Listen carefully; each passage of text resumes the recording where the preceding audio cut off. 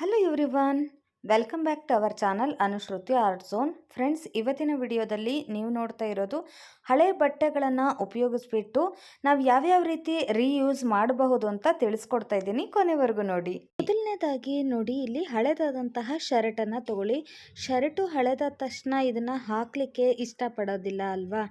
ಹೇಗಿದ್ದರೂ ಬಿಸಾಕ್ತೀವಿ. ಈ ಬಿಸಾಕುವಂಥ ವಸ್ತುವಿನಿಂದ ಏನಾದರೂ ಒಂದು ಉಪಯೋಗಕ್ಕೆ ಬರುವಂತಹದ್ದು ರೆಡಿ ಮಾಡೋಣ ಬನ್ನಿ. ಶರ್ಟ್ ತೊಗೊಂಡ್ಬಿಟ್ಟು ಫಸ್ಟ್ ನೀವೇನು ಮಾಡಬೇಕು, ಸ್ಲೀವ್ಸಿನ ಭಾಗವನ್ನು ಕಟ್ ಮಾಡ್ಕೊಳ್ಳಿ. ನೋಡಿ, ನಾನೀಗ ಫಸ್ಟ್ ಈ ಶರ್ಟನ್ನು ತೊಗೊಂಡ್ಬಿಟ್ಟು ಎರಡೂ ಬದಿಯಲ್ಲೂ ಸ್ಲೀವ್ಸನ್ನು ಕಟ್ ಮಾಡ್ಕೊಳ್ತೀನಿ. ನೋಡಿ, ಈ ಥರ ಸ್ಲೀವ್ಸನ್ನು ಕಟ್ ಮಾಡಿದ ನಂತರ ಮೇಲ್ಗಡೆ ಕಾಲರ್ ಭಾಗ ಇದೆಯಲ್ಲ, ಅಲ್ಲಿ ಕೂಡ ನಾನೀಗ ಕಟ್ ಮಾಡ್ಕೊಂಡು ಬರ್ತೀನಿ. ಇದಿಷ್ಟನ್ನು ಕಟ್ ಮಾಡಿದ ನಂತರ ನೋಡಿ, ನಮಗೆ ಈ ರೀತಿ ಪೀಸು ಸಿಗುತ್ತೆ. ನೋಡಿ, ಮೇಲ್ಗಡೆ ಕಾಲರ್ ಭಾಗನೂ ಕಟ್ ಮಾಡಿದ್ದಾಗಿದೆ, ಹಾಗೆಯೇ ಸ್ಲೀವ್ಸಿನ ಭಾಗವನ್ನು ಕೂಡ ಈಗ ನಾವು ಕಟ್ ಮಾಡಿದ್ದಾಗಿದೆ. ನಂತರದಲ್ಲಿ ನೋಡಿ, ಈ ರೀತಿ ಪೀಸ್ ಸಿಗುತ್ತಲ್ವಾ, ಇಲ್ಲಿ ನಾವು ಕಟ್ ಮಾಡ್ಕೊಳ್ಬೇಕಾಗುತ್ತೆ. ನಾವು ಎಡ್ಜಲ್ಲಿ ಇದೆಯಲ್ಲ, ಇದನ್ನು ಕಟ್ ಮಾಡಿಬಿಟ್ಟು ಮೇಲ್ಗಡೆ ಪಾರ್ಟು ಹಾಗೆಯೇ ಕೆಳಗಡೆ ಪಾರ್ಟ್ ಅಂತ ಹೇಳಿ ಎರಡು ಭಾಗವಾಗಿ ಮಾಡ್ತೀನಿ ನಾನೀಗ.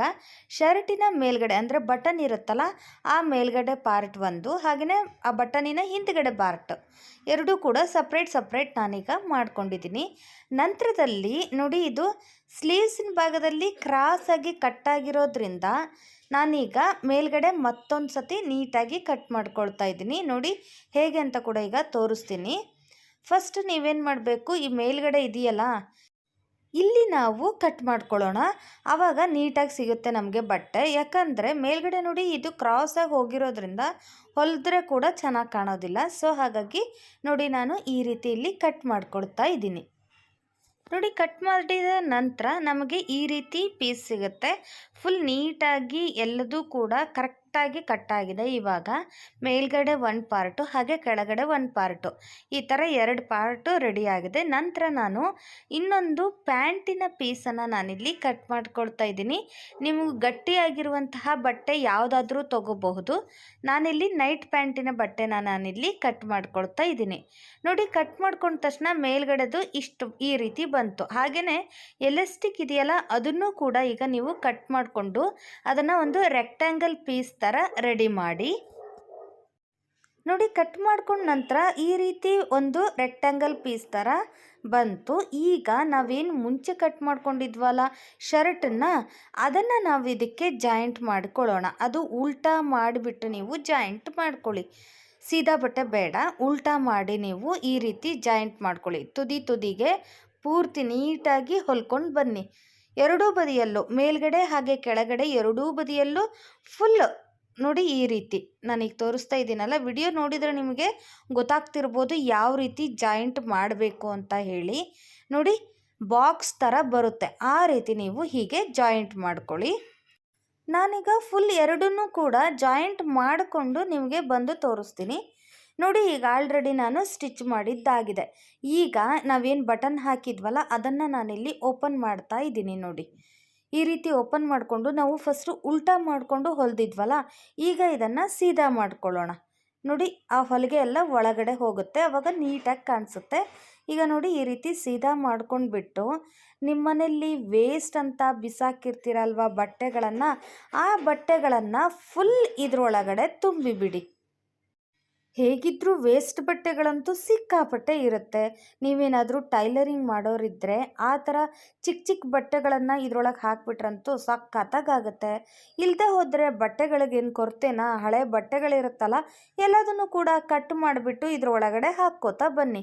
ನಾನೀಗ ನೋಡಿ, ಈ ರೀತಿ ಸಣ್ಣ ಬಟ್ಟೆಗಳನ್ನು ಎಲ್ಲದನ್ನು ಕೂಡ ಇದರೊಳಗಡೆ ಹಾಕ್ತಾ ಇದ್ದೀನಿ. ಫುಲ್ ಎಲ್ಲ ಬಟ್ಟೆನೂ ಇದರೊಳಗೆ ಹಾಕ್ಕೊಂಡು ಬಂದು ನಿಮಗೆ ತೋರಿಸ್ತೀನಿ. ತುಂಬಾ ಚೆನ್ನಾಗಾಗುತ್ತೆ ಫ್ರೆಂಡ್ಸ್. ಇದನ್ನು ಗ್ಯಾರಂಟಿ ನೀವು ಕೂಡ ಮನೆಯಲ್ಲಿ ಟ್ರೈ ಮಾಡ್ತೀರಾ ಅಂತ ಹೇಳಿ ನನಗೆ ನಂಬಿಕೆ ಇದೆ. ನೋಡಿ, ಎಲ್ಲ ಬಟ್ಟೆನೂ ನಾನಿವಾಗ ಇದ್ರ ಒಳಗಡೆ ಹಾಕಿದ್ದೀನಿ. ಏನಿಲ್ಲ, ಸಿಂಪಲ್. ನೋಡಿ, ಈ ಬಟನನ್ನು ಓಪನ್ ಮಾಡಿಬಿಟ್ಟು ನೀವು ಬಟ್ಟೆಗಳನ್ನು ಅದ್ರ ಒಳಗಡೆ ಹಾಕಬಹುದು.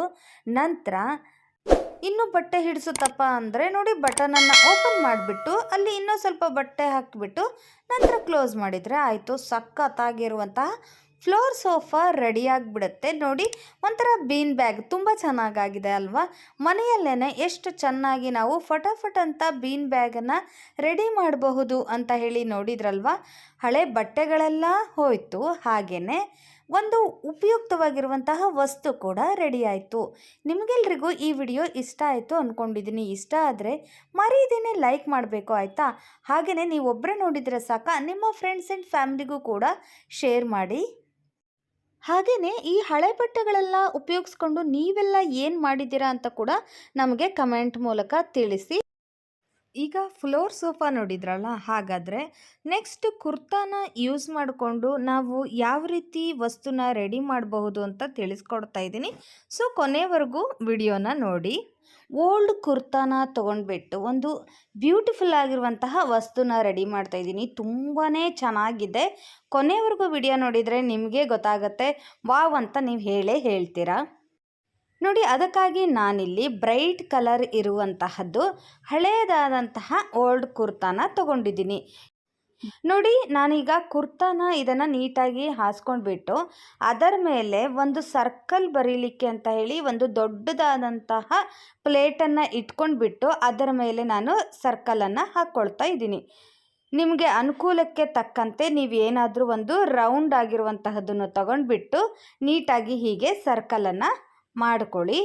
ನೋಡಿ, ಈ ರೀತಿ ಸರ್ಕಲ್ ಹಾಕಿದ ನಂತರ ನಮಗೆ ಇನ್ನೊಂದು ಚಿಕ್ಕದಾಗಿರುವಂತಹ ಪ್ಲೇಟ್ ಬೇಕಾಗುತ್ತೆ.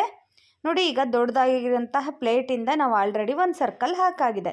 ನಂತರ ಒಂದು ಚಿಕ್ಕದಾಗಿರುವಂತಹ ಪ್ಲೇಟನ್ನು ತೊಗೊಂಡ್ಬಿಟ್ಟು ಆ ಸರ್ಕಲಿನ ಅರ್ಧ ಭಾಗ ಒಳಗಡೆ ಹಾಗೆ ಅರ್ಧ ಭಾಗ ಹೊರಗಡೆ ಹಾಗೆ ಇರುವಂತೆ ನೋಡಿಕೊಂಡು, ನೋಡಿ ಈ ರೀತಿ ನೋಡಿ, ವಿಡಿಯೋ ನೋಡ್ತಾ ಇದ್ದರೆ ನಿಮಗೀಗ ಗೊತ್ತಾಗ್ತಿರ್ಬೋದು ಯಾವ ರೀತಿ ನಾವು ಹಾಕಬೇಕು ಸರ್ಕಲನ್ನು ಅಂತ ಹೇಳಿ. ನೋಡಿ, ಇದು ಹಾಫ್ ಸರ್ಕಲ್ ಹಾಕ್ತಾ ನೀವು ಪೂರ್ತಿ ನಾವೇನು ಸರ್ಕಲ್ ಹಾಕ್ಕೊಂಡಿದ್ವಲ್ಲ ಅದಕ್ಕೆ ಪೂರ್ತಿ ಹಾಫ್ ಒಳಗಡೆ ಹಾಫ್ ಹೊರಗಡೆ ಬರುವಂತೆ ಹೊರಗಡೆ ಸರ್ಕಲನ್ನು ಹಾಫ್ ಸರ್ಕಲನ್ನು ಮಾತ್ರ ಈ ರೀತಿ ಹಾಕ್ಕೊಳ್ತಾ ಹೋಗಬೇಕು. ವಿಡಿಯೋದಲ್ಲಿ ನಾನು ತಗೊಂಡಿರುವಂತಹ ಪೆನ್ಸಿಲ್ ಅಷ್ಟು ನಿಮಗೆ ಕ್ಲಿಯರಾಗಿ ಕಾಣಿಸ್ತಾ ಇಲ್ಲ, ಬಟ್ ನನಗಿಲ್ಲಿ ಕಟ್ ಮಾಡಲಿಕ್ಕೆ ಗೊತ್ತಾಗಿದೆ. ಸೊ ಹಾಗಾಗಿ ಕಟ್ ಮಾಡ್ಕೊಂಡು ಬಂದಮೇಲೆ ನಿಮಗೆ ಒಂದು ಐಡಿಯಾ ಬರುತ್ತೆ. ನೋಡಿ, ನಾನೀಗ ಆಲ್ರೆಡಿ ಅದನ್ನು ಸರ್ಕಲನ್ನು ಮಾಡಿಕೊಂಡು ಈ ರೀತಿ ಕಟ್ ಮಾಡ್ಕೊಂಡು ಬಂದಿದ್ದೀನಿ. ನೋಡಿ, ಸ್ಟಾರ್ ಟೈಪಲ್ಲಿ ನೋಡಿ ಈ ರೀತಿ ಫ್ಲವರ್ ಅನ್ಬೋದು, ಸ್ಟಾರ್ ಅನ್ಬೋದು, ಆ ರೀತಿ ನಾನು ಕಟ್ ಮಾಡ್ಕೊಂಡು ಬಂದಿದ್ದೀನಿ. ನಂತರ ನೋಡಿ, ಈ ಉಲ್ಟಾ ಮಾಡಿಕೊಂಡು ಇದು ಎರಡು ಭಾಗ ಬಂದಿತ್ತಲ್ವ ನಮಗೆ ಬಟ್ಟೆ, ಈ ರೀತಿ ಅದನ್ನು ನಾವು ಹೀಗೆ ಉಲ್ಟಾ ಮಾಡಿಕೊಂಡು ನೋಡಿ ಇಷ್ಟು ಮಾತ್ರ ಬಿಟ್ಬಿಟ್ಟು ಫುಲ್ ಉಳಿದಿರೋದು ಎಲ್ಲ ಕಡೆಯೂ ನೀವು ನೀಟಾಗಿ ಹೊಲಿಗೆ ಹಾಕ್ಕೊಂಡು ಬರಬೇಕು. ನಾನೀಗ ಹೊಲಿಗೆ ಹಾಕ್ಕೊಂಡು ಬಂದು ನಿಮಗೆ ತೋರಿಸ್ತಾ ಇದ್ದೀನಿ. ನೋಡಿ, ಫುಲ್ ಹೊಲಿಗೆ ಹಾಕ್ಕೊಂಡಾಗಿದೆ. ಸ್ವಲ್ಪ ಮಾತ್ರ ಬಿಟ್ಟಿದ್ವಲ್ವ, ಒಂದು ಕೈ ಹೋಗುವಷ್ಟು, ಅದನ್ನು ನಾವು ನೋಡಿ ಈಗ ಉಲ್ಟಾ ಆಗಿರೋದನ್ನು ಸೀದಾ ಮಾಡಿಕೊಳ್ಳೋಣ.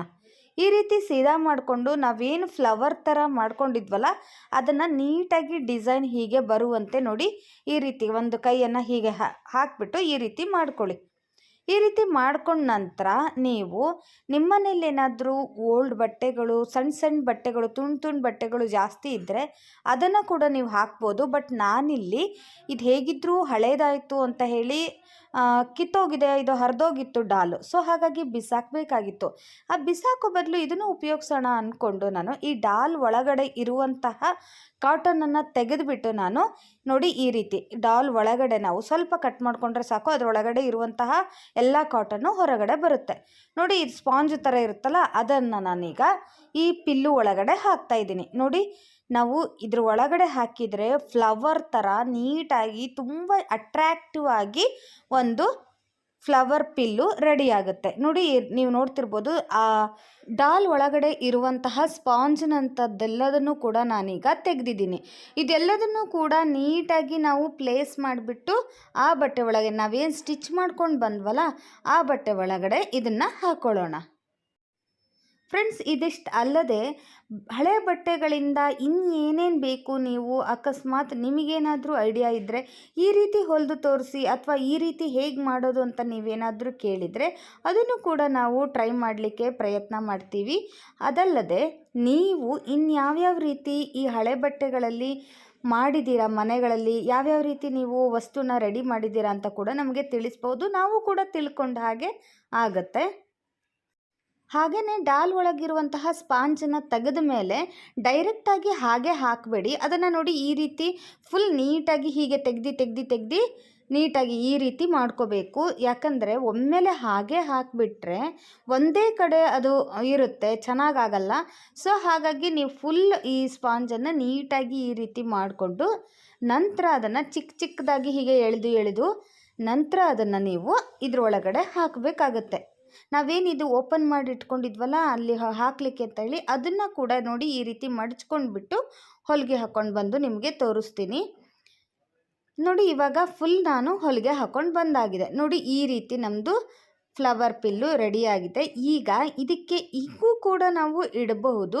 ಬಟ್ ಇನ್ನೂ ಅಟ್ರ್ಯಾಕ್ಟಿವ್ ಆಗಿ ಕಾಣಲಿ ಅನ್ನೋದಕ್ಕೆ ನಾನಿಲ್ಲಿ ಡ್ರೆಸ್ಸಿನ ಕೆಲವೊಂದು ಸರಿ ಈ ಕುರ್ತಾಗಳಲ್ಲಿ ಈ ರೀತಿ ಬಟನ್ಗಳು ಇರುತ್ತಲ್ವ, ಹಳೆದಾದ ತಕ್ಷಣ ನಾವು ಕುರ್ತಾನ ಬಿಸಾಕ್ತೀವಲ್ವ, ಈ ಬಟನನ್ನು ನಾನು ಎತ್ತಿಟ್ಕೊಂಡಿದ್ದೆ. ಅದನ್ನು ನಾನಿಲ್ಲಿ ಮಿಡಲ್ನಲ್ಲಿ ಸ್ಟಿಚ್ ಮಾಡ್ತಾ ಇದ್ದೀನಿ. ಹಾಗೆಯೇ ಇಲ್ಲಿ ಯೂಸ್ ಮಾಡಿರೋದು ಎಲ್ಲವೂ ಕೂಡ ಬೇಡ ಅಂತ ಬಿಸಾಕುವ ವಸ್ತುಗಳು. ನೋಡಿ, ಬೇಡ ಅಂತ ಬಿಸಾಕುವ ವಸ್ತುಗಳಿಂದ ಎಷ್ಟು ಚೆನ್ನಾಗಿರುವ ವಸ್ತು ರೆಡಿ ಮಾಡಿದ್ವಿ ಅಂತ ಹೇಳಿ. ನಿಮ್ಮೆಲ್ಲರಿಗೂ ಕೂಡ ಈ ವಿಡಿಯೋ ಇಷ್ಟ ಆಗಿದೆ ಅಲ್ವಾ? ನೀವು ಕೂಡ ಇದನ್ನು ಟ್ರೈ ಮಾಡ್ತೀರಾ ಅಂತ ಹೇಳಿ ನಾನು ಭಾವಿಸ್ತೀನಿ. ನಿಮಗೇನಾದರೂ ಈ ವಿಡಿಯೋ ಇಷ್ಟ ಆದರೆ ಮರೀದೇನೆ ಲೈಕ್ ಮಾಡಿ, ಹಾಗೆ ನಿಮ್ಮ ಫ್ರೆಂಡ್ಸ್ ಆ್ಯಂಡ್ ಫ್ಯಾಮಿಲಿಗೂ ಕೂಡ ಶೇರ್ ಮಾಡಿ. ಯಾರಾದರೂ ಹೊಸೊಬ್ಬರು ನಮ್ಮ ಚಾನಲ್ನ ನೋಡ್ತಾ ಇದ್ದರೆ ದಯವಿಟ್ಟು ಈಗಲೇ ಸಬ್ಸ್ಕ್ರೈಬ್ ಮಾಡಿ, ಹಾಗೆ ನಮ್ಮ ಫೇಸ್ಬುಕ್ ಪೇಜನ್ನು ಫಾಲೋ ಮಾಡಿ. ಈ ವಿಡಿಯೋದ ಡಿಸ್ಕ್ರಿಪ್ಷನ್ ಬಾಕ್ಸಲ್ಲಿ ನಾನು ಪೇಜಿನ ಲಿಂಕನ್ನು ಕೂಡ ಕೊಟ್ಟಿರ್ತೀನಿ. ಯಾರು ನಮ್ಮ ಫೇಸ್ಬುಕ್ ಪೇಜನ್ನು ವಿಸಿಟ್ ಮಾಡಿಲ್ವೋ ಪ್ಲೀಸ್ ವಿಸಿಟ್ ಮಾಡಿ, ಅಲ್ಲೂ ಕೂಡ ನಮ್ಮ ವಿಡಿಯೋನ ಫಾಲೋ ಮಾಡಿ. ವಾವ್, ಎಷ್ಟು ಚೆನ್ನಾಗಾಗಿದೆ ಅಲ್ವಾ? ಬ್ಯೂಟಿಫುಲ್ ಆಗಿರುವಂತಹ ಪಿಲ್ಲು ರೆಡಿ ಆಯಿತು ನೋಡಿ. ಓಕೆ, ನೆಕ್ಸ್ಟ್ ಟಿಪ್ ಏನು ಅಂತ ಹೇಳಿ ನೋಡೋದಾದರೆ, ನಿಮ್ಮ ಮನೇಲಿ ಏನಾದರೂ ಸಿಂಗಲ್ ಬೆಡ್ ಸ್ಪ್ರೆಡ್ಗಳು ತುಂಬಾ ಇದೆ ಅನ್ನೋದಾದರೆ, ಅದೇನಾದರೂ ನಿಮ್ಮ ಡಬಲ್ ಬೆಡ್ಡಿಗೆ ಅದು ಸಾಲ್ತಿಲ್ಲ ಅನ್ನೋದಾದರೆ ಈ ವಿಡಿಯೋ ನೀವು ಖಂಡಿತ ನೋಡಲೇಬೇಕು. ಸಿಂಗಲ್ ಬೆಡ್ ಸ್ಪ್ರೆಡ್ ಏನಾಗುತ್ತೆ ಅಂದರೆ, ಒಂದು ಕಾಟಿಗೆ, ಈಗ ಡಬಲ್ ಕಾಟಿಗೆ ಫುಲ್ ಆಗೋದೂ ಇಲ್ಲ, ಅರ್ಧನೂ ಆಗೋದಿಲ್ಲ, ಮುಕ್ಕಾಲು ಭಾಗದಷ್ಟು ಆಗಿಬಿಟ್ಟು ಇನ್ನು ಕಾಲು ಭಾಗದಷ್ಟು ಹಾಗೆ ನಾವು ಇನ್ನೊಂದು ಬೆಡ್ಶೀಟ್ ಹಾಕುವಂಥ ಪರಿಸ್ಥಿತಿ ಬರುತ್ತೆ. ಸೊ ಅಂಥ ಸಮಯದಲ್ಲಿ ನೀವೇನು ಮಾಡಬೇಕು, ಈ ಸಿಂಗಲ್ ಬೆಡ್ ಸ್ಪ್ರೆಡ್ಗಳನ್ನು ತೊಗೊಂಡ್ಬಿಟ್ಟು ನಾನು ಹೇಳ್ಕೊಡ್ತಿರೋ ಈ ಐಡಿಯಾನ ಉಪಯೋಗಿಸಿ. ನಾನು ಒಂದೇ ಥರ ಪ್ಯಾಟ್ರನ್ ಇರುವಂತಹ, ಒಂದೇ ಥರ ಕಲರ್ ಇರುವಂತಹದ್ದು 2 ಬೆಡ್ ಸ್ಪ್ರೆಡ್ಗಳನ್ನು ನಾನಿಲ್ಲಿ ತೊಗೊಂಡಿದ್ದೀನಿ. ನೋಡಿ, 2 ಬೆಡ್ ಸ್ಪ್ರೆಡ್ಗಳನ್ನು ನಾನಿಲ್ಲಿ ಜಾಯಿಂಟ್ ಮಾಡ್ಕೊಳ್ತೀನಿ. ಅಂದರೆ ಒಂದು ತುದಿನ ಇನ್ನೊಂದು ತುದಿಗೆ ಈ ಥರ ನೋಡಿ ಇಲ್ಲಿಂದ ಪೂರ್ತಿ ಎಡ್ಜಸ್ವರೆಗೂ ಕೂಡ ಜಾಯಿಂಟ್ ಮಾಡ್ಕೊಳ್ತೀನಿ. ಜಾಯಿಂಟ್ ಮಾಡ್ಕೊಳ್ಳಿಕ್ಕೆ ಅನುಕೂಲ ಆಗಲಿ ಅಂತ ಹೇಳಿ ನಾನು ಗುಂಡು ಪಿನ್ಗಳನ್ನು ಪೂರ್ತಿಯಾಗಿ ಈ ಕಡೆ ನೋಡಿ ಹೀಗೆ ಬೆಡ್ ಸ್ಪ್ರೆಡ್ಡಿಗೆ ಪೂರ್ತಿಯಾಗಿ ಈ ರೀತಿ ನಾನು ಹಾಕ್ಕೊಂಡ್ಬಿಟ್ಟು ಅಲ್ಲಿ ಹೊಲಿಗೆನ ಹಾಕ್ಕೊಳ್ತೀನಿ. ಬೆಡ್ ಸ್ಪ್ರೆಡ್ಗಳು ಸಿಂಗಲ್ ಇದ್ದಾವೆ, ಡಬಲ್ ಇಲ್ಲ ಅಂತ ಹೇಳಿ ನಾವು ಮತ್ತೊಂದು ತೊಗೊಂಡ್ರೆ ಸುಮ್ಮನೆ ಹಣ ವೇಸ್ಟ್ ಆಗುತ್ತೆ ಅಲ್ವಾ? ಅದ್ರ ಬದಲು ನಿಮ್ಮನೇಲಿ ಏನಾದರೂ ಜಾಸ್ತಿ ಇದ್ದರೆ ಬೆಡ್ ಸ್ಪ್ರೆಡ್ಗಳು ಈ ರೀತಿ ನೀವು ಐಡಿಯಾ ಮಾಡ್ಕೋಬಹುದು. ನೋಡಿ, ನಾನು ಮಿಷನಲ್ಲ ಕೈಯಲ್ಲೇ ಹೊಲಿಗೆ ಹಾಕಿಬಿಟ್ಟು ನಿಮ್ಗೆ ಇವಾಗ ತೋರಿಸ್ತೀನಿ.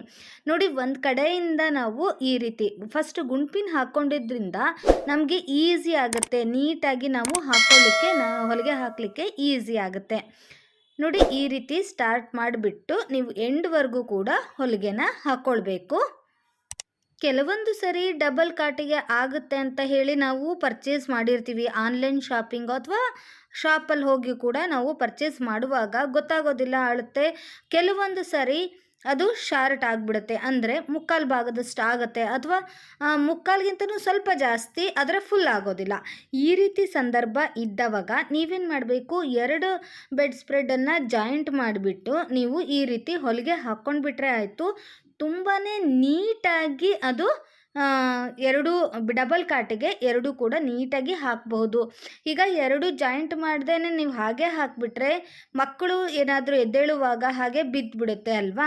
ಸೊ ಹಾಗಾಗಿ ಈ ರೀತಿ ಜಾಯಿಂಟ್ ಮಾಡಿಬಿಟ್ಟು ಹಾಕಿಬಿಟ್ರೆ ತುಂಬ ನೀಟಾಗಿ ಕಾಣಿಸುತ್ತೆ. ಹಾಗೆಯೇ ನಾವು ಜಾಯಿಂಟ್ ಮಾಡಿದ್ದೀವಿ ಅಂತ ಕೂಡ ಗೊತ್ತಾಗೋದಿಲ್ಲ. ನೋಡಿ, ಒಂದೇ ಥರ ಕಲರ್ ಇರೋದ್ರಿಂದ ಇವಾಗ ನಾವು ಇದನ್ನು ಜಾಯಿಂಟ್ ಮಾಡಿದ್ದೀವಿ ಅಂತ ಕೂಡ ಗೊತ್ತಾಗೋದಿಲ್ಲ. ಬೇರೆ ಕಲರ್ ಏನಾದರೂ ನಾವು ಹಾಕಿದರೆ ಇದು ಜಾಯಿಂಟ್ ಮಾಡಿದ್ದಾರೆ ಅಂತ ಕೂಡ ಗೊತ್ತಾಗುತ್ತೆ. ನೋಡಿ, ಒಂದೇ ಥರ ಹಾಕಿರೋದ್ರಿಂದ ಜಾಯಿಂಟ್ ಮಾಡಿರೋದು ಕೂಡ ಗೊತ್ತಾಗ್ತಿಲ್ಲ, ಅಷ್ಟು ಚೆನ್ನಾಗಿ ಆಗಿದೆ ಅಂತ ಹೇಳಿ. ನೋಡಿ, ನೋಡಲಿಕ್ಕೂ ಚೆನ್ನಾಗಿ ಕಾಣಿಸುತ್ತೆ. ಹಾಗೆ ಫುಲ್ ಬೆಡ್ಡಿಗೆ ಇದು ಕವರ್ ಆಗಿದೆ. ನಿಮ್ಮನೇಲೇನಾದರೂ ಬೆಡ್ ಸ್ಪ್ರೆಡ್ಗಳು ತುಂಬಾ ಇದ್ದರೆ ಈ ಐಡಿಯಾನ ನೀವು ಮಾಡಬಹುದು. ಓಕೆ, ನಿಮಗೆಲ್ರಿಗೂ ಕೂಡ ಈ ವಿಡಿಯೋ ಯೂಸ್ ಆಗುತ್ತೆ ಅಂತ ಹೇಳಿ ನಾನು ಭಾವಿಸ್ತೀನಿ. ಯೂಸ್ ಆದರೆ ಮರೀದೇನೆ ಲೈಕ್ ಮಾಡಿ, ಹಾಗೆ ನಿಮ್ಮ ಫ್ರೆಂಡ್ಸ್ ಆ್ಯಂಡ್ ಫ್ಯಾಮಿಲಿಗೂ ಕೂಡ ಶೇರ್ ಮಾಡಿ. ಸಿಗೋಣ ಹಾಗಾದರೆ ಮತ್ತೊಂದು ಇಂಟ್ರೆಸ್ಟಿಂಗ್ ವಿಡಿಯೋ ಒಂದಿಗೆ. ವಿಡಿಯೋ ನೋಡಿದ್ದಕ್ಕಾಗಿ ಧನ್ಯವಾದಗಳು.